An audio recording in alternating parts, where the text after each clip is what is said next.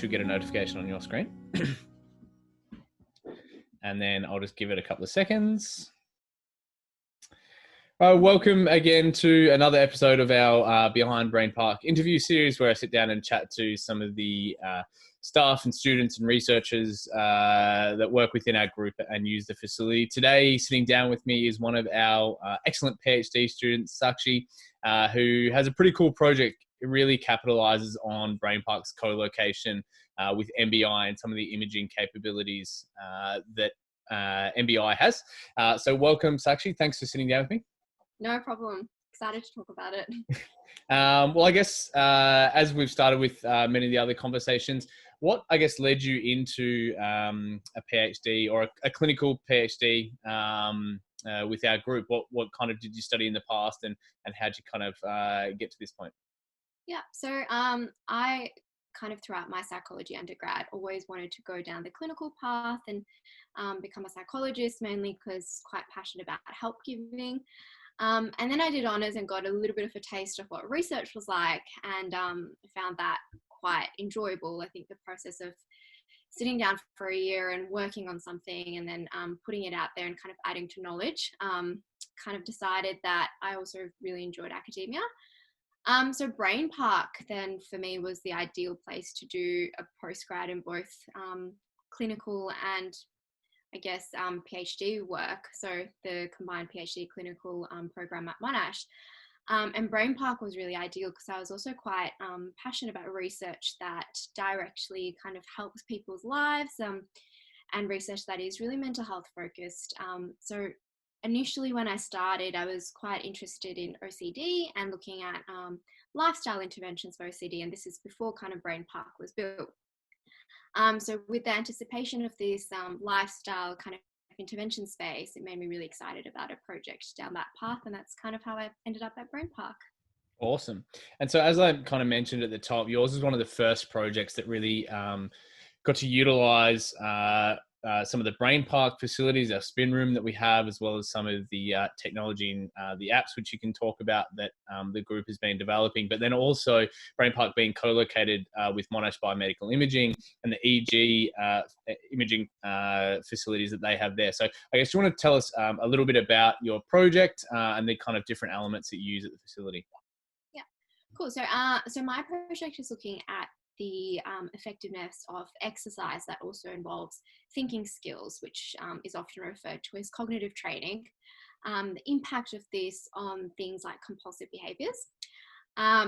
Because it's kind of the first step in research, we're using brainwaves as an outcome measure, which has been really, really ideal to be doing at BrainPark because it's afforded me with this opportunity to be able to use the gym facility to test out this kind of lifestyle intervention and then immediately take my participants into one of the Monash Biomedical Imaging labs to measure their EEG brain electrical activity. So that's been really, really cool. And I'm kind of looking at the brain activity that indicates an ability to avert control over compulsive behaviours.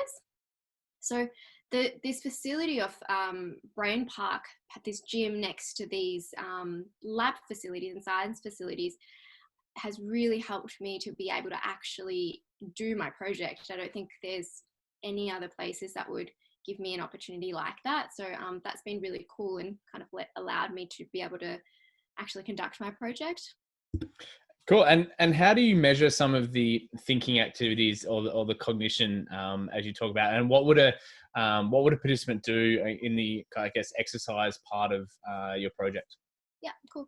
So the participant comes in and we go and do the the training intervention, which involves them sitting on a bike in one of the BrainPark spin rooms in front of a big 3D screen, which has got like a picture of an ocean to try and keep them motivated. And they exercise or engage in some cognitive training at the same time for about half an hour. And then we just walk straight over to one of the Monash Biomedical Imaging labs, and they sit down on a seat and I kind of gel them up with a cap and some electrodes to measure and see if some of that electrical activity that indicates how much control they have over their compulsive behaviours has changed at all, particularly if it's changed in a positive way, to see whether that intervention has I guess, been effective for individuals that might have compulsive tendencies. Yeah. And the app you use for your project is part of the BrainPark app. Do you want to can you tell us a little bit about that? Yeah, so one of the, I guess, cognitive training elements that is involved in my study is a gamified version of the stop signal task. The stop signal task, the traditional version, is quite tedious and boring. And so this, I guess, alternative way of implementing this task to participants is just, it's really desirable in the lifestyle intervention space because it's quite engaging for the person that is using the app. So it's gamified. The app kind of in a situation where it looks like they're dodging fire and shooting archers, and it's just a lot more enjoyable. And people have reported to me as well that they quite do enjoy that game. It's got quite a few visual aids and music behind it, so it's just overall really pleasant experience for participants as compared to kind of sitting down and doing a really rigorous and repetitive computerized task. Yeah, I've been involved in some research projects in the past where they use some of the kind of, I guess, traditional methods of stop signal and other tasks, and yeah, they engaging is not exactly how you would describe them. So I guess, unfortunately, obviously, the last few months in the situation we've found ourselves in, and working from home, and not being able to kind of run projects like yours. How, or what have you been working on with your project, or I guess how have you transitioned during this work from home period? I see you've got a nice setup with a lovely vase of flowers behind you there. Yeah, it's been really interesting. So I was at a point where I was halfway through my recruitment. So I was 40 participants down, another 40 to go, and I was kind of in the on a roll with testing, and then it's kind of suddenly just really had to stop because my testing is quite hands-on and face-to-face. So it's been a bit of a mental shift in trying to be flexible and figuring out other parts of my PhD that I can work on whilst I'm waiting for recruitment to come back. So writing a literature review, for example, is what I'm doing now. Very different, very far less hands-on, but you kind of learn when situations like this happen that like being flexible is the only thing you can do, and kind of stay on top of the work that you are able to do. Yeah.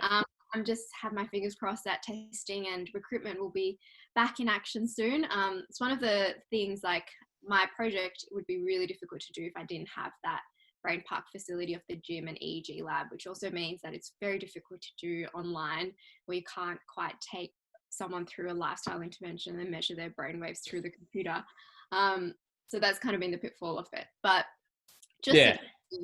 Not too many at-home EEG testing kits that would be providing valid scientific data. How, I guess, then, has any of your clinical placements been affected, or are they still going ahead, just modified online, or have any of those continued to be face-to-face? So it varies quite a bit. My last placement that finished about 2 weeks ago just continued because it was based at a hospital. So it was classified as essential work. We just went on telehealth. So I was on the ward, but in a separate room to the patients. Yeah, okay. In the next door room with their iPhones up, and we were kind of just consulting through the screen, which has been a really different experience, but actually quite a nice learning experience, because I imagine now the future of psychology is going to be a lot more electronic based, and telehealth is going to be a lot more common. So it was kind of nice to actually be working through the restrictions and learning how to adapt to it. Yeah, I guess this period, one of the outcomes is it's potentially going to force on a set of skills to a lot of people, as well as forcing the engagement with participants straight into telehealth.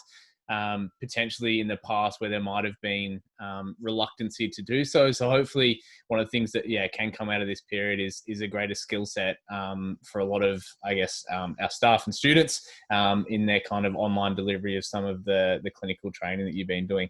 And participants that are engaging with that, and hopefully they can get to understand that telehealth can just be as effective as a lot of face-to-face treatment. So yeah, I think so, definitely. And one of the things, I guess, the other things that I'd been working on when as soon as recruitment finished is taking another part of my project and looking at the implementation side of a behavioral training like this, and interviewing past participants over Zoom, about to start interviewing to see how they could see an intervention that involves exercise and cognitive training actually working in their real life. So I guess a lot of researchers have had to pick out parts of their projects and PhDs that can go online and then shift their focus a little bit for the next couple of months. Yeah. Yeah, hopefully, but we can get through this period. And then at some point, hopefully in the near future, we can return to face-to-face testing. Thank you for sitting down with me today. Just to finally wrap up, as I ask all of our the participants or the guests on this interview series, why would you recommend someone to do a clinical PhD or a PhD with the BrainPark group? Well, I think BrainPark as a facility maps on really well to a clinical PhD because it's both the intervention centre and also a research space. It's kind of like the ideal space to translate science. And a lot of people that do end up doing clinical PhDs have a passion for science, but then also putting it out there and using it in evidence-based practice.